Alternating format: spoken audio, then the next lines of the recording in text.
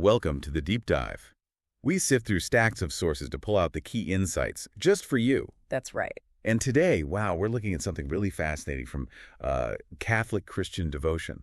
It's the power, the almost, well, superpower of a simple act of love. We've got some incredible material, mystical messages, personal reflections that really dig into this. Our goal, it's to see how these sources portray love, not just as, a feeling. Right. But as a genuine spiritual force, a tool for changing yourself and maybe even the world, especially through a specific prayer practice. So here's a question for you to think about.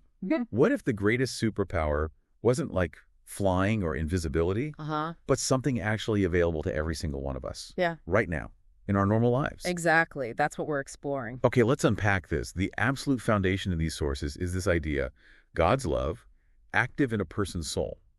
It's presented as, well, the most powerful force there is, period. It's huge, not just feeling good, like you said, but actual spiritual power. Yeah, a real engine for change. And the value they place on just one single act of love. It's kind of mind-blowing when you read it. Tell us about that.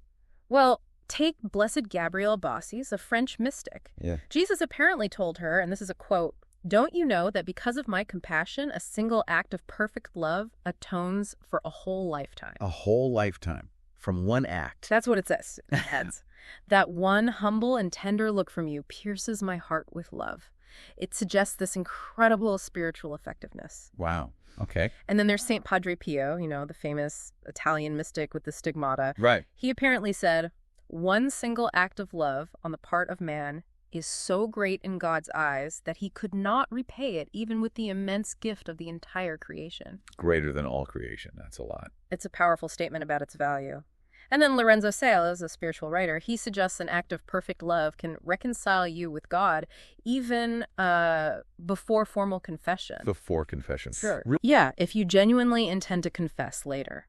And these acts supposedly increase sanctifying grace, God's life in you, and lead to greater glory in heaven. Okay, so bringing this down to earth, what does this mean for you listening, for us? Well, it means that every little thing matters. The humble stuff, the hidden moments. Exactly. The ordinary, everyday things, they all have this potential for immense spiritual power. It's not about big public gestures. It's about the love in the moment, the intention. Precisely, the depth of love you bring to it. So this leads us somewhere specific, right? A particular path. It does. It brings us to Sister Maria Consolata Betrone, an Italian Franciscan Capuchin nun, early 20th century. Okay. And what was revealed for her is often called the Littlest way of love.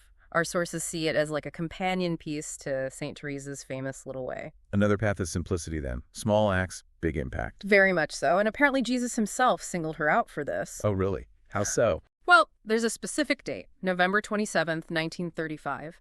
He reportedly told her she was a still weaker soul through whom he would perform marvels. Weaker soul. That's interesting. It makes it feel achievable, like not just for spiritual superstars. I think that's exactly the point. It underlines the accessibility. So this Littlest way, it breaks down into basically three main parts. Yeah, what are they? First, a simple, specific prayer.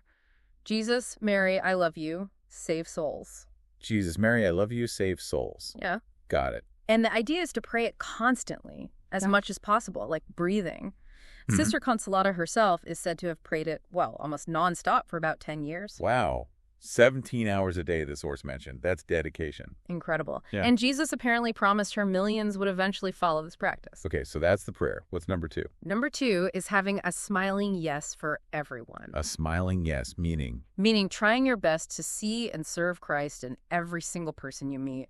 No exceptions. Treat everyone with love. That's a challenge. Love. Okay. And the third part? The third part is a grateful yes for everything God allows in your life. Everything. Good and bad. Good, bad, indifferent, accepting it all with love and trust. Total surrender, basically. It really does sound like a constant state of loving intention. Absolutely. And Jesus apparently summed it up to her. Things like, Consolata, tell the world how good and maternal I am and how I only ask for love in exchange. Just love. And maybe the most direct quote, love is holiness. The more you love me, the holier you will become. It strips away complexity, doesn't it? Just focuses on love. It really does, which leads naturally into this idea of sanctifying the moment. Sanctifying the moment. Explain that. It means consciously letting God's love fill your thoughts, your words, your actions, everything you do. And that does what? It gives them eternal value. St. Therese said something like, love makes time eternal by giving divine value to everything. So even small, quick things, if done with love, they last spiritually. That's the idea. Nothing's wasted if it's infused with love. It echoes in eternity. Okay, here's where it gets really interesting for me. The connection to sacrifice. Ah, yes. The sources say Jesus revealed that the greatest sacrifice isn't some huge penance, but simply to live in holy love in every present moment. That's right. Which, it adds, dictates a total dying to self. Okay, dying to self. That sounds pretty intense. What does that look like practically? Well, it's about that inner surrender we talked about, letting go of your own will, your ego, maybe your comfort. In favor of what God wants or serving someone else? Exactly, even when it's hard. But here's the key insight. It's not saying don't make sacrifices. Okay. It's saying that living constantly in this state of love, praying that act of love, actually gives you the strength to make sacrifices with great love.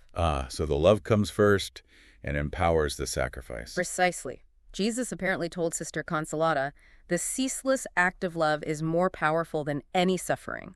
The love transforms the suffering or sacrifice. So for you listening, it's a call to think about where your focus is. Is it on how hard the sacrifice feels? Or is it on the act of giving love as the main thing? The sources really push for that shift in focus. The loving itself is the greatest offering. Okay, fascinating.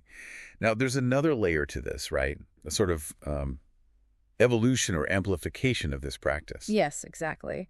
This brings us to the new act of love. New act of love. Who did this come through? A German mystic named Justine Klutz. She lived quite a long time, 1888 to 1984. And this received official church approval. It did, an imprimatur in 2013, which means a bishop found it theologically sound, suitable for publication for Catholics. So what's different about this new act of love? What's the prayer?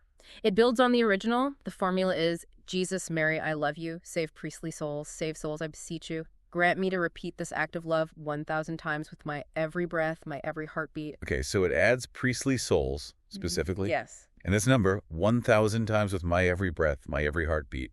That sounds aspirational. Highly aspirational. But the promises attached to it are, well, quite extraordinary according to the source material. Like what? Jesus is quoted calling it a nuclear part without equal. Even saying it is always a consecration to my love as much as a solemn holy mass. Wow. Equating it to a mass, that's incredibly significant. It suggests an amazing spiritual power accessible through just this simple intended prayer. It kind of democratizes that level of grace, you could say, not just for formal rituals. And the 1,000 times. Does that mean you have to say it that often? Well, here's another promise. If every soul would pray it once in the morning and again only once at the end of the day, the 1,000 would be completely accepted. Just once in the morning, once at night. And it counts as 1,000. That's the promise described. It's called an eternal offering, has great graces attached, helps overcome mistakes. And its establishment is linked to Mary. And that focus on priests is significant too, isn't it? The sources seem to stress that. They really do. Mirjana from Medjugorje is quoted calling priests the bridge to Our Lady's triumph. And Catalina Rivas, another mystic, shared messages about remission of temporal punishment time in purgatory, essentially for people who pray for lukewarm priests. So a strong emphasis there. Are there practical benefits mentioned too, besides the huge spiritual ones? Yes, a couple of things. The longer prayer, that focus on every breath, every heartbeat, is said to actually help concentration. Makes sense. Less room for distracting thoughts. Exactly. It builds fervor and focus. And it's also meant to foster presence, making you more aware and loving towards the people around you day to day. Okay, we have to talk about the elephant in the room, or maybe the number in the room.